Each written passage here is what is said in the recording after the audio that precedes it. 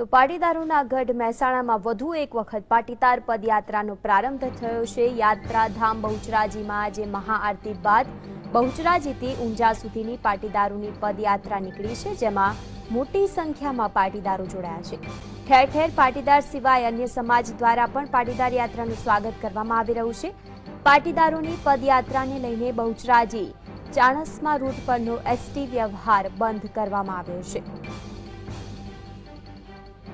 તો Bahucharaji ચાણસા ST route બંધ કરાયો છે। તો આજે બહુચરાજીમાં મહાઆરતી બાદ પાટીદાર સમાજની યાત્રા નીકળી છે। બહુચરાજીથી ઊંઝા સુધીની તેમની પદયાત્રા છે।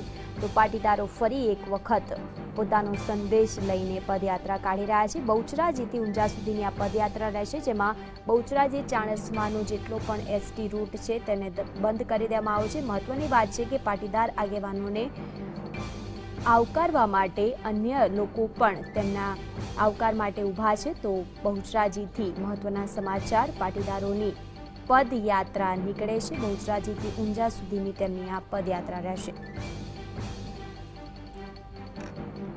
તો આ પદયાત્રામાં મોટી સંખ્યામાં પાટીદારો જોડાયા છે। ઠેર ઠેર પાટીદાર સિવાય અન્ય સમાજ દ્વારા પણ પાટીદાર યાત્રિકોનું સ્વાગત કરવામાં આવી રહ્યું છે।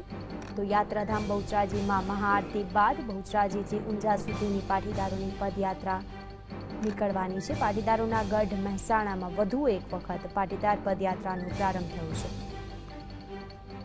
વધુ માહિતી માટે જોડાઈ ગયા છે સંવાદદાતા મુકેશ। મુકેશ, ફરી એક વખત પાટીદાર પદયાત્રાનો પ્રારંભ થયો છે।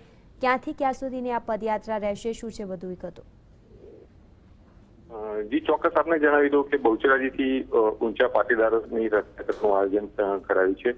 આ પદયાત્રામાં બહુચરાજીથી 10,000 જેટલા પાટીદારો રેલીના રૂપમાં અહીંથી નીકળ્યા છે, જ્યારે અલગ અલગ ગામની અંદરથી અન્ય પાટીદારો જોડાઈ કુલ મળી મહેસાણા સુધી પહોંચતા અંદાજે 40,000 થી 50,000 જેટલા પાટીદારો આ પદયાત્રામાં જોડાશે। આ પદયાત્રામાં મહિલાઓ, બાળકો, વડીલો સાથે રેલીમાં જોડાયા છે। નોંધનીય બાબત એ છે કે જ્યારે આ પાટીદાર યાત્રા અન્ય ગામોમાંથી પસાર થશે, ત્યારે અન્ય સમાજના લોકો પણ આ પદયાત્રાનું સ્વાગત કરશે। જી આભાર સમગ્ર માહિતી માટે।